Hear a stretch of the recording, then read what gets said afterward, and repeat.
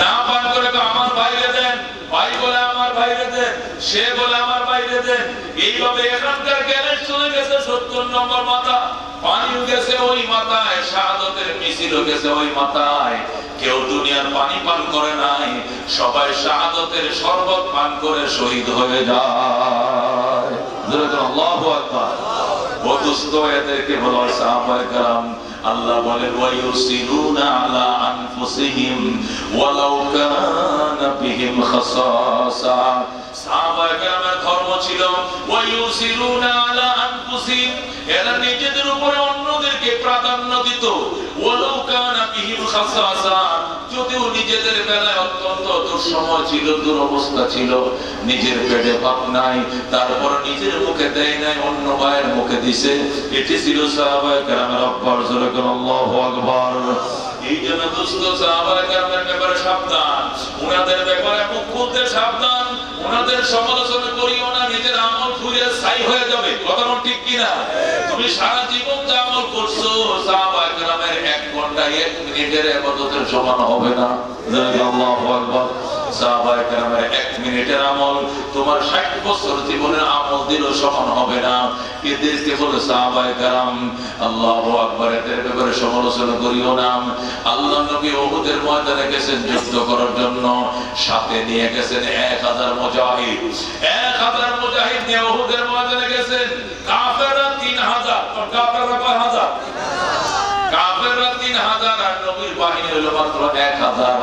নবী কাতার সোজা করতেছেন, কাফেরদের বিরুদ্ধে যুদ্ধ শুরু হয়ে গেছে। নবীজি যখন কাতার সোজা শুরু করছেন, ওই পাশে কাফেররা, এই পাশে ইমানদাররা। ইমানদাররা 1000 আর কাফেররা 3000।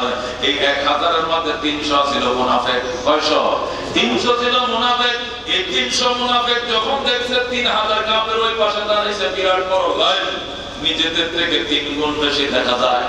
তখন আব্দুল্লাহ ইবনে উবাই ইবনে সালুল, রাইসুল মুনাফিকিন, মুনাফিকদের লিডার আব্দুল্লাহ ইবনে উবাই ডাক দেখো, মুহাম্মদ আমি গেলাম, এটা যুদ্ধ নয়, এটা মরণ। এই মরণে আমি রাজি নই, আমি গেলাম। কাফেররা আমাদের থেকে অনেক গুণ বেশি, আমরা কম, যুদ্ধ করব না। এই বলে 300 কাফের নিয়ে আব্দুল্লাহ পলায় গেল। জোরে কোন নাউজুবিল্লাহ। ও দোস্ত, আল্লাহ নবী মাত্র 1000 লোক নিয়ে আইছে, এখান থেকে 300 পালায় গেছে। আছে আর কয়শো? 700 আছে। কয়শো? 700 লোক নিয়ে দাঁড়াইছে। দাঁড়ানোর পরে সাহাবায়ে কেরাম বলতেছে, ইয়া রাসূলুল্লাহ, এ হাবিব আল্লাহ, দেখছেন যে উবাই কাজটা কি করছে? 300 লোক লয়ে পালায় গেছে। এরা তো পালায় নাই, আমার মনোবলটা নষ্ট করে দিয়ে গেছে, আমাদের দুঃসাহসটা ধ্বংস করে দিয়ে গেছে। এটা কোন কাজ করলো না, আপনি আল্লাহর কাছে বদদুয়া দেন। আল্লাহ নবী ডাকতে, আল্লাহ তুমি তো সবকিছু দেখছো, কিভাবে ওরা পলায় গেল। এরা যদি যুদ্ধ না করে তাহলে না আসলেই তো পারতো, কিন্তু ময়দানে আইসা কেন এখন পালিয়ে গেল, তোমার কাছে বিচার দিলাম। আল্লাহ রাব্বুল আলামিন ডাক দিয়ে কয়, আমার বন্ধু, এই জন্য টেনশন করিয়েন না, আপনি পেরেশান হয়েন না। আল্লাহ সাথে সাথে আয়াত নাযিল করে কয়, ইয়া আইয়ুহান নাবিয়্যু, ইয়া আইয়ুহান নাবিয়্যু হাসবুকাল্লাহ ওয়া মান ইত্তাবা'আকা মিনাল মুমিনিন। আল্লাহ বলে, ইয়া আইয়ুহান নাবিয়্যু, ওগো আমার বন্ধু, হাসবুকাল্লাহ, আল্লাহ আপনার জন্য যথেষ্ট। ওয়া মান ইত্তাবা'আকা মিনাল মুমিনিন, এবং যারা ঈমানদার অনুসারী আছে তারাই যথেষ্ট। যদিও 300 জন পালিয়ে গেছে, যান পালিয়ে যান, 700 জন তো দাঁড়ায় আছে। এই 700 জন পাও গাড়ায় হাঁটু পর্যন্ত দাঁড়াইছে।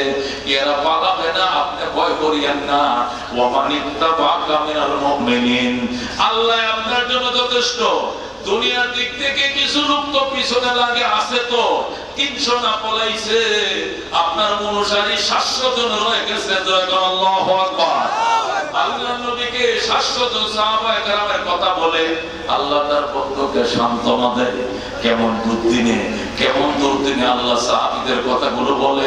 এবার আন্দাজ করে দেখো সাহাবায়ে কেরামের মর্যাদা কত বেশি। আল্লাহু আকবার। এই জন্য দোস্ত, সাহাবায়ে কেরামের ব্যাপারে অত্যন্ত সাবধান। আল্লাহ রাব্বুল আলামিন বলেছেন, রাদিয়াল্লাহু আনহুম ওয়া রাদু আনহু, আল্লাহ তাদের প্রতি সন্তুষ্ট, তারাও আল্লাহর প্রতি সন্তুষ্ট। জোরে কোন সুবহানাল্লাহ। বলেন আল্লাহ রাদিয়াল্লাহু আনিল মুমিনিন ইদ ইউবাইউনাকা তাহতা শাজারা, নিশ্চয় সন্তুষ্ট হয়ে গিয়েছেন আল্লাহ আনিল মুমিনিন সাহাবায়ে কেরামের প্রতি। ইউবাইউনাকা, যখন সাহাবায়ে কেরাম শপথ বাক্য পাঠ করছিলেন, তাহতা শাজারা, আপনার হাতে গাছের তলে বৈশা, গাছের নিচে বৈশা ওই যে বায়াতে রিজওয়ান করছিল সাহাবায়ে কেরাম, ওই সাহাবীদের প্রতি আমার আল্লাহ সন্তুষ্ট। আল্লাহু আকবার। বারবার আল্লাহ বলছেন আমি এদের প্রতি সন্তুষ্ট, ওরা আমাদের প্রতি, আমি আল্লাহর প্রতি সন্তুষ্ট। এরপরও যদি কোনো কপাল পোড়া সাহাবীদের বদনাম গায়, বুঝতে হবে কপাল আগুন লাগছে, সে জাহান্নামী। নবীর সাহাবীদের বদনাম করে, কথা কোন ঠিক কিনা? এই দুষ্ট কেউ যদি সাহাবীর বদনাম করে, তাকে প্রত্যাখ্যান করবা, তার বিশ্বাস করবা না তার কথা। সাহাবীকে যদি অবিশ্বাস করে, তাহলে কোরআনের ভিতরে সন্দেহ ঢুকবে, কারণ কোরআন লেখছে সাহাবায়ে কেরাম, কথা কোন ঠিক কিনা? সাহাবায়ে কেরাম যদি সন্দেহ করো, তো নামাজের ভিতরে সন্দেহ ঢুকবে, কারণ নামাজ শিখাইছে নবীর, নামাজ দেখছে সাহাবায়ে কেরাম, কথা কোন ঠিক কিনা? সব কিছুর ভিতরে সন্দেহ ঢুকে যাবে। এই জন্য ইহুদি নাসারাদের ষড়যন্ত্র চলতেছে সাহাবায়ে কেরামের ভিতরে খুঁত বের করার জন্য। খবরদার, এই কাজটা কোনোদিন করিও না। দোস্তরে, বাংলাদেশ স্বাধীন হয়েছে 53 বছর। জোরে কোন কয় বছর? জোরে কোন কয় বছর? 53 বছর বাংলাদেশ স্বাধীন হয়েছে। 53 বছর আগে কেন স্বাধীনতার সংগ্রাম শুরু হয়েছিল? স্বাধীনতার সংগ্রাম শুরু হয়েছিল বৈষম্য বিরোধী আন্দোলনের কারণে, কথা কোন ঠিক কিনা? কারণ বৈষম্য কি ছিল? পূর্ব পাকিস্তানের উপরে পশ্চিম পাকিস্তান ওরা বৈষম্য করত, কথা কোন ঠিক কিনা? কাগজ তৈরি হইতো কর্ণফুলী পেপার মিলে, চট্টগ্রাম, পূর্ব পাকিস্তান। চট্টগ্রামের পেপার মিলে কাগজ তৈরি হইতো। এই কাগজ বাংলাদেশে বিক্রি হইতো 3 টাকা দিস্তা, আর পশ্চিম পাকিস্তানে বিক্রি হইতো 8 আনা দিস্তা। দেখছেননি? যে দেশে কাগজ তৈরি হয় এই দেশে 3 টাকা দিস্তা, যে দেশে কাগজ তৈরি হয় না পশ্চিম পাকিস্তানে নেওয়া যায় 4 আনা দিস্তা। বিমান ভাড়া দেয়, হেলিকপ্টার ভাড়া দেয় নিয়া। লবণ তৈরি হয়েছে বাংলাদেশের বাঁশখালীতে, মোটা লবণটা, ওই দানাদার লবণটা বাঁশখালীতে তৈরি হয়েছে চট্টগ্রাম। এই লবণ 69-70 সনে বাংলাদেশে 6 টাকা কেজি বিক্রি হয়েছে। কয় টাকা? মুরব্বী যারা আছেন তারা তো মনে আছে, কথা ঠিক কিনা? 69-70 সনে সংগ্রামের আগের বছর লবণ ছিল 6 টাকা কেজি। ও দোস্ত, এই লবণ তৈরি হয়েছে পূর্ব পাকিস্তান চট্টগ্রামের বাঁশখালীতে, অথচ এই লবণ পশ্চিম পাকিস্তান জাহাজে করে বিক্রি করে 8 আনা 1 টাকা কেজি। ওই দেশে সস্তা, আমাদের দেশে 5 গুণ 6 গুণ বেশি দাম। এরকম বৈষম্য ছিল আমাদের দেশে। এই বৈষম্য বিরোধী সংগ্রাম শুরু হয়ে যায়। সংগ্রামের স্লোগান ছিল 3টা। কয়টা স্লোগান ছিল? 1 নম্বরে সাম্য প্রতিষ্ঠা করব বলে মোরা যুদ্ধ করি, ন্যায় বিচার প্রতিষ্ঠা করব বলে মোরা যুদ্ধ করি। কি বলবো? আমরা সাম্য প্রতিষ্ঠা করব, আমরা মানবিক মর্যাদা প্রতিষ্ঠা করব, আমরা ন্যায় বিচার প্রতিষ্ঠা করব। সাম্য প্রতিষ্ঠা করব বলে যুদ্ধ করি, ন্যায় বিচার প্রতিষ্ঠা করব বলে যুদ্ধ করি, মানবিক মর্যাদা প্রতিষ্ঠা করব বলে যুদ্ধ করি। একটি জীবনকে বাঁচাবো বলে মোরা যুদ্ধ করি, একটি ফুলকে বাঁচাবো বলে মোরা যুদ্ধ করি। কথা কোন ঠিক কিনা? স্লোগান ছিল 3টা, সাম্য, মানবিক মর্যাদা, ন্যায় বিচার প্রতিষ্ঠার জন্যই মোরা যুদ্ধ করি। কিন্তু দেখা গেছে বাজান, যুদ্ধ শুরু হয়েছে 26শে মাস, শেষ হয়েছে 16 ডিসেম্বর। কথা কোন ঠিক কিনা? 26শে মাস যুদ্ধ শুরু হয়েছে, 16 ডিসেম্বর শেষ হয়েছে। 9 মাস। কয় মাস? টানা 9 মাস যুদ্ধ হয়েছে। রক্তক্ষয়ী সংগ্রাম। কেমন রক্ত? 1 সাগর রক্তের বিনিময়ে দেশ স্বাধীন হয়েছে। 30 লক্ষ মানুষ প্রাণ দিয়েছে। কথা কোন ঠিক কিনা? 30 লক্ষ মানুষ প্রাণ দিয়েছে। 2 লক্ষ মা বোন রক্ত, মান, সম্মান, ইজ্জত হরণ করা হয়েছে। 2 লক্ষ মা বোনের প্রাণের বিনিময়, 30 লক্ষ যুবকের প্রাণের বিনিময় বাংলাদেশ পাইলাম, স্বাধীন রাষ্ট্র পাইলাম। পাওয়ার পরে 53 বছর গেছে। কয় বছর?